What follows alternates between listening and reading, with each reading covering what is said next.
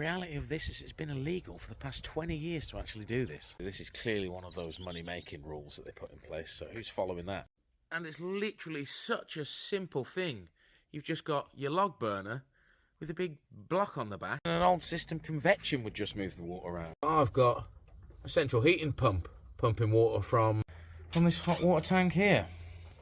So your basic principle behind a back boiler is you have a fire, like so, and then it comes with, or you can buy one to go on the back, a sort of little jacket box that literally clamps on like that, and you've just got the thin skin here in the middle of steel between where you have water pumping through, like so, and like that. So water goes through here like that, because you've got that thin bit of steel there and fire right here. This gets really, really hot, heats the water up as it passes by. If anyone's actually considering doing one of these themselves, the crucial bit I would say is that massive tank and all the sand I've got behind the log burner, because that combined gives me at least 10-12 hours of extra heat once there's no fire in there at all. So that saves a hell of a lot of actual burn time required to keep your house warm. Living in the middle of nowhere in a field means I've got trees and I've got wood falls down all the time, so I've got lots of free wood. And as this is a few bedroom house, it's going to get expensive to heat it with gas bottles. So yeah, bought an old back boiler off someone that was getting rid of it in their house, and it hits this place fantastic. But I'll go over now why the man has made it illegal. Now, I can only surmise that's because they want everyone to be tied on to using natural gas, LPG, that sort of thing in the household for heating and cooking, etc. And people being able to just gather wood and burn that to heat their home.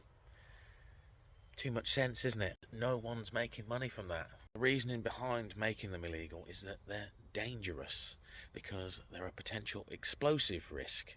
Well, don't know how many people used to have their back boilers explode and kill them and destroy their house, but 2 gas explosions in the nearest big city to me in the last couple of years have devastated a few streets, so you tell me which is more dangerous. And there is only an explosive risk to them if you have an enclosed system. So modern radiator systems, it's all enclosed. You don't have a hot water tank where your hot water stored and pumped from. It's all pumped in one continuous system. So if you have the back boiler boiling water, it's going to create steam, which is going to create pressure, and obviously want to burst out of the pipe somehow. But the simple fix is you just have an open hot water tank. So your hot water flows through that. Any pressure, any steam that's actually captured in there can escape out of a pressure loss zone, shall we say. Negates any risk at all, as believe me, I've already had that by accident, completely full of steam, and we had zero issue. Now, the other reason why they sort of started phasing them out is because they're all a gravity fed system, so again it requires no moving parts apart from heating your log burner. So basically you heat the hot water in the back, pressure pushes that upwards, makes the cold water get pulled from the lower down radiators, etc., into the log burner. But simple addition of a central heating pump means that you've got continuous flow, so you never get water that gets heated compared to any others, and you don't have a steam build-up potential, and all those things go away as well. So pretty much they could have just made it a mandate where you have to have a pump on the system and you have to have an actual tank on the system, and you could have kept installing them and kept using them, but no longer is the case. Actually, the downside, which is why I feel most people get rid of them now, because they are quite widely available on Facebook Marketplace and things like that, if you take a little peek, but I think it's because it requires you to get the wood for free for it to actually make sense, and a lot of people don't have access to free wood, do they? I mean, a lot of people have access to free pallet corners and bits and pieces like that, and I suppose those people are the ones that have a log burner set up in a similar way to myself. If you're getting a piece of land, I 100% guarantee you will have more than enough wood.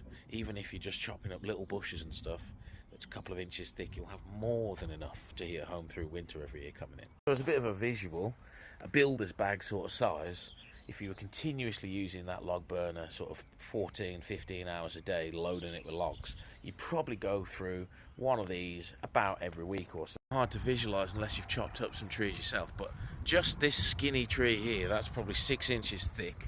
That is half a bag of wood there. So these 4 trees here, that's approximately two weeks worth of wood just off these tiny little trees. And when you're talking massive proper oak tree or something like that, you're literally talking years worth of wood from one tree. Maybe just about make out the remnants of a giant trunk in the tree here. Bit of a branch coming off it.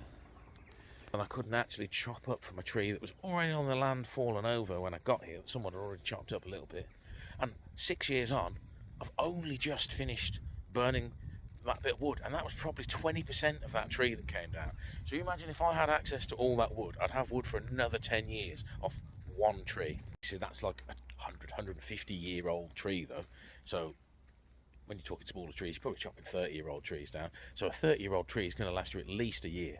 That is why, as you can see in other videos, and just on this one bit of track here, I've been putting in pretty much a couple of hundred trees every year since I've got here, ready to start coppicing them, so I can have continuous supply of wood just off coppiced willow trees. I hope this video has helped explain how all that log burner central heating system works and why it's such a good idea.